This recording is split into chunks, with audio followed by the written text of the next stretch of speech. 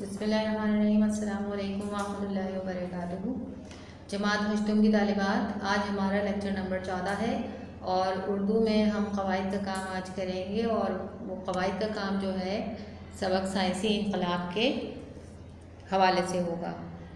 इससे पहले हम क्लासेस में साइंसी इनक़लाब की वजाहत, उसकी बुलंद ख़्वानी, उसके अल्फाज मानी, मशक़ी काम ये सब कर चुके हैं। आज हम इसका क़वाइद का काम करेंगे जो हम हर सबक का और नज़म का करते हैं। वाहिद और जमा के कॉलम बनाने हैं इसी तरह से, और आप देख लीजिए कौन कौन से अल्फाज हैं गौर से, क्योंकि कॉपी में आपने ये काम करना है अपना टाइटल पेज बनाकर। जुज़, अज्ज़ा, ज़रूरत, ज़रूरियात, ईजाद, ईजादात, शक्ल, अशकाल, दफ्तर, दफातर, इनक़लाब, इनक़लाबात, लिबास, अलबसा या मलबूसात, उज़ू, आज़ा, तरक्की, तरक्कियात। ये आपकी वाहिद जमात है और आपके सबक के अल्फाज अब ये हैं: जदीद, क़दीम, इब्तिदा, इंतहा, महदूद, लामहदूद, तह, सतह, तेज़, आहिस्ता, मुज़िर, मुफीद। और मुरक्कब मुतरादिफ़ात जो हमें आपके सबक से साइंस इनक़लाब से मिले वो हैं अक़ल व शऊर, सनत व हिरफत, नक़ल व हम्ल, नित नई। ठीक है तालिबात, ये तमाम काम आपने अपनी कॉपी में, क़वाइद की कॉपी में करना है। और इसके साथ हम कुछ तारीफ़ात भी आपको बताते हैं। तालिबात, यहाँ सामने बोर्ड पर आपको लिखा हुआ नज़र आ रहा होगा इस्तिआरा। आज हम समझते हैं कि इस्तिआरा क्या होता है। ये इल्मुल बयान की इक़साम है और उर्दू अदब में इल्मुल बयान जो है उसके बगैर हमारी उर्दू अदब मुकम्मल नहीं होती। तो ये चंद तशरीहात हैं इस्तिआरा, तशबीह और तलमीह, जो कि इल्मुल बयान की चंद इक़साम है। यहाँ पर इस्तिआरा क्या है? इस्तिआरा के मानी असल में होते हैं उधार लेना। ठीक है, तो हर लफ्ज़ के ख़ास मानी होते हैं जो इस लफ्ज़ को सुनते ही सामने आ जाते हैं। मसलन अगर शेर का लफ्ज़ मैं कहूँ तो शेर का लफ्ज़ सुनते ही एक ख़ास दरिंदे की तस्वीर आंखों में आ जाती है जो कि बहादुर भी बहुत होता है। और हातिम ताई का लफ्ज़ सुनकर हमारे ख़याल में क्या आ जाता है? एक मशहूर व मारूफ सख़ी आदमी। और चाँद का लफ्ज़ सुनकर एक नूरानी सी तस्वीर आंखों के सामने आ जाती है जो रात के वक्त आसमान पर चमकता है खूबसूरती से, बहुत खूबसूरत लगता है। ये इन अल्फाज के हकीकी मानी हैं। ठीक है, क्या क्या? शेर का लफ्ज़ सुनते ही क्या जहन में आता है? बहादुरी और एक दरिंदे की तस्वीर आ जाती है। हातिम का नाम सुनकर क्या आता है? एक मशहूर मारूफ सख़ी का ख्याल आ जाता है। और चाँद का लफ्ज़ सुनकर एक खूबसूरत सी तस्वीर हमारी आंखों के सामने आ जाती है। तो ये इसके हकीकी मानी है, मगर अल्फाज हमेशा अपने हकीकी मानों में इस्तेमाल नहीं होते। बाज़ दफ़ा एक बहादुर आदमी को देखकर कह दिया जाता है कि शेर आ रहा है, या किसी की सखावत को देखकर कहा जाता है हातम, उसको कह दिया जाता है ये तो हातम ताई है। और माँ अपने बच्चे को मोहब्बत और प्यार से क्या कह जाती है? मेरा चाँद। हालांकि वो चाँद नहीं होता, लेकिन वो क्या कहती है उसको? खूबसूरत उसको लगता है उसकी आंखों को, तो वो बच्चे को मेरा चाँद कहकर पुकारती है। इन सूरतों में शेर, हातिम और चाँद के अल्फाज अपने हकीकी माने की बजाय गैर हकीकी मानों में यानी मजाजी मानों में इस्तेमाल हो रहे हैं। समझ आ रही है बात आपको?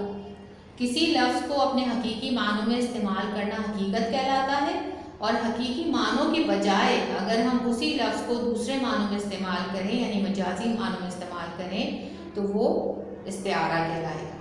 ठीक है, आप तारीफ देख लेते हैं जो आपको कॉपी में उतारनी है। इसी तरह हेडिंग देकर इन मुरक्कब मुतरादिफ़ और अल्फाज के बाद आपका काम जो है वो ये है कि इस्तिआरा की हेडिंग देकर आप तारीफ़ क्या लिख रहे हैं? इस्तिआरा के मानी है उधार लिया हुआ। तकरीर और तहरीर में ऐसे बेशुमार मौक़े आते हैं, यानी कि लिखते वक्त और बोलते वक्त ऐसे बेशुमार मौक़े आते हैं कि अपनी बात को मज़ीद मुअस्सर बनाने के लिए, यानी उसमें वज़न पैदा करने के लिए, उसमें असर पैदा करने के लिए हम तशबीह से भी आगे बढ़ जाते हैं, यानी हकीकत की बजाय मजाज में इस्तेमाल करते हैं उस लफ्ज़ को, उसे इस्तिआरा कहते हैं। जैसे हम किसी बहादुर इंसान को देखकर क्या कहते हैं? अहमद बहुत बहादुर है, तो हम उसको कह देते हैं अहमद शेर है। ठीक है, ये समझ में आ गया आपको? इसकी तारीफ़ और इसकी मिसाल आप اپنی کاپی پہ اتاریں گے. اب آتے ہیں ہم تشبیہ پر. تشبیہ جو ہے اس میں ہم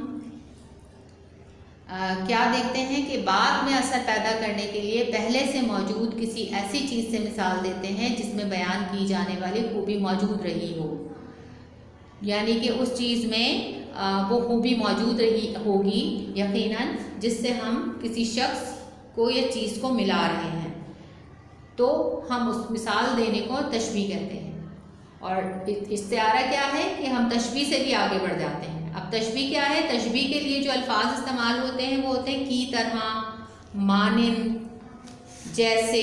ٹھیک ہے، تو یہ جو ہے ایک تشبیہ ہے. تشبیہ کو جو ہے ہم کس طرح مثال دیں گے؟ شیر کی طرح بہادر، موتی جیسے دانت، چاند جیسا چہرہ. تو طالبات آپ کی سمجھ میں میری بات آ رہی ہے کہ استعارہ اور تشبیہ میں کیا فرق ہم دیکھ رہے ہیں. اردو میں عام طور پر تشبیہ کے لیے جو حروف استعمال ہوتے ہیں وہ ہے مانند، طرح، جیسا، جیسی، ایسا، ویسی. ٹھیک ہے، یعنی کہ ہم کسی چیز کو ملاتے ہوئے، کسی چیز سے مثال دیتے ہوئے ہم کیا کہتے ہیں؟ اس کے جیسا، اس کی طرح، اس کی مانند. ٹھیک ہے، تو وہ تشبیہ ہوتی ہے. اور اگر ہم اس لفظ کو ہی کسی شخص سے منسوب کر دیں تو وہ استعارہ ہوگا. اب ایک اور مثال میں دیتی ہوں، اچھی طرح سمجھ لیں. احمد شیر ہے، یعنی احمد کو شیر ہی کہہ دیا تو یہ کیا ہو گیا؟ استعارہ. یعنی حقیقی معنوں میں شیر تو ایک درندہ ہے، بہادر جانور ہے، لیکن اس کو احمد کے ساتھ ملا دیا، یعنی احمد جو ہے وہ ایک انسان ہے اور احمد بہادر ہے تو اس کو شیر کہہ دیا. تو یہ جو ہے یعنی حقیقی معنوں کے بجائے مجازی معنوں میں استعمال کر لیا اس لفظ کو، تو یہ استعارہ ہو گیا.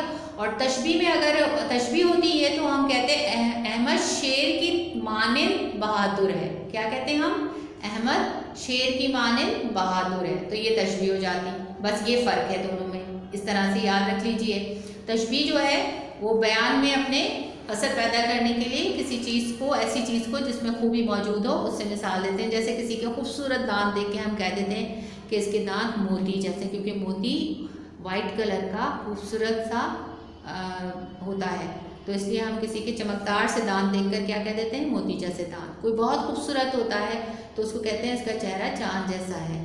یا کوئی بہادر ہوتا ہے تو ہم اسے کہہ دیتے ہیں شیر کی طرح بہادر. تو یہ تشبیہ اور استعارہ کا فرق تھا. امید ہے کہ آپ کو اچھے سے سمجھ آ گیا ہوگا. ٹھیک ہے، تھوڑا سا آپ دھیان دیکھ کر سنیں گے، غور سے سنیں گے بات، تو آپ کی سمجھ میں یہ بات دونوں میں فرق پتہ چل جائے گا آپ کو. اب آتے ہیں تلمیح پر. اس کا ذکر میں نے آپ کو شاید نعت پڑھاتے ہوئے اس کا ذکر کیا تھا کہ میں تلمیح آگے چل کر آپ کو اس کا بتاؤں گی. اور نعت میں ہمارے پاس بہت سارے اشعار ایسے آئے تھے جو تلمیح تھے. تلمیح کے معنی اشارہ کرنے کے ہیں. پرانے واقعات تو لوگوں کو معلوم ہوتے ہیں، لیکن کسی عبارت یا شعر میں اس کا صرف اشارتاً ذکر کیا جائے تو اسے تلمیح کہتے ہیں. آ رہی ہے بات سمجھ میں کہ پرانے واقعات، تاریخی واقعات تو ہمیں یاد ہیں، لیکن یاد ہوتے ہی ہیں، پڑھا ہوتا ہے ہم نے یا سنا ہوا ہوتا ہے، لیکن اگر کسی عبارت یا شعر میں اس کا ذکر، ہلکا سا ذکر ہو تو پھر اس شعر کو یا عبارت کو کیا کہتے ہیں؟ یہ تلمیح ہے. ٹھیک ہے، اس کی مثالیں میں اس طرح دیتی ہوں. یہ شعر ہے لکھا ہوا: ہوئی پہلوئے آمنہ سے ہویدا، دعائے خلیل اور نوید مسیحا. پہلوئے آمنہ یعنی حضرت بی بی آمنہ کی گود سے کیا نمودار ہوا، کیا ظاہر ہوا؟ دعائے خلیل اور نوید مسیحا. اب میں آپ کو اس کا ڈیٹیل بتا دیتی ہوں اس کی کہ نوید مسیحا اور دعائے خلیل سے کیا مراد ہے. دعائے خلیل کہتے ہیں، دیکھیں اس پہ خلیل کے اوپر آئین ڈلا ہوا ہے جو علیہ السلام کو ظاہر کر رہا ہے، یعنی اس کا مطلب یہ کسی پیغمبر کی بات ہے. تو حضرت ابراہیم نے اللہ تعالیٰ کے حضور دعا مانگی تھی. کیا کرتے وقت؟ خانہ کعبہ تعمیر کرتے وقت دعا مانگی تھی اللہ سے کہ تو اپنا محبوب، تمام انبیاء کو پتا تھا کہ آخری نبی آئیں گے، تو حضرت ابراہیم نے مکے کی تعمیر کرتے وقت اللہ سے دعا مانگی تھی کہ تو اپنا محبوب اور آخر الزمان یعنی آخری نبی میری نسل سے پیدا کر، حضرت ابراہیم کی نسل سے پیدا کر.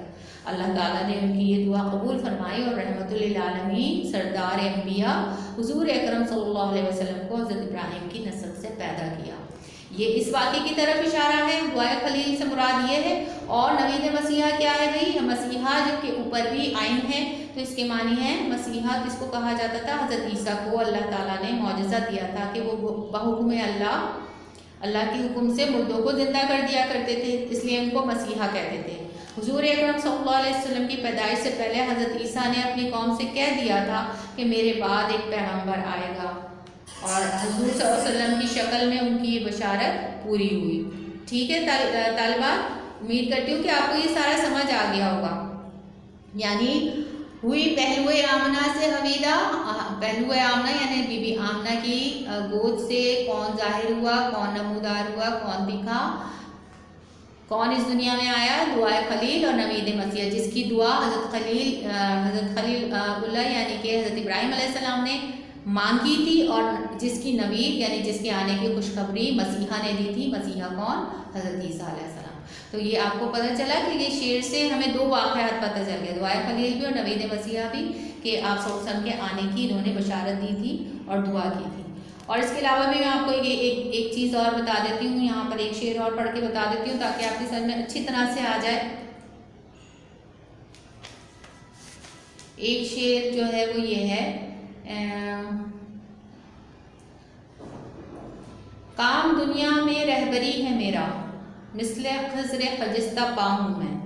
अब ये इसमें खज़र अलैहिस्सलाम का जिक्र है, तो यहाँ पर खज़र जो है वो मशहूर पैगंबर का नाम है। कहा जाता है उनके बारे में मशहूर है कि उनको क़यामत तक की ज़िंदगी अता हुई है, और वो खुशकी पर भटके हुए मुसाफिरों को रास्ता बताते हैं। तो ये शेर जो मैंने पढ़ा था ये किसकी तरफ इशारा है, कौन से वाक़े की तरफ? हज़रत खज़र अलैहिस्सलाम को के बारे में बता रहा है। ठीक है, और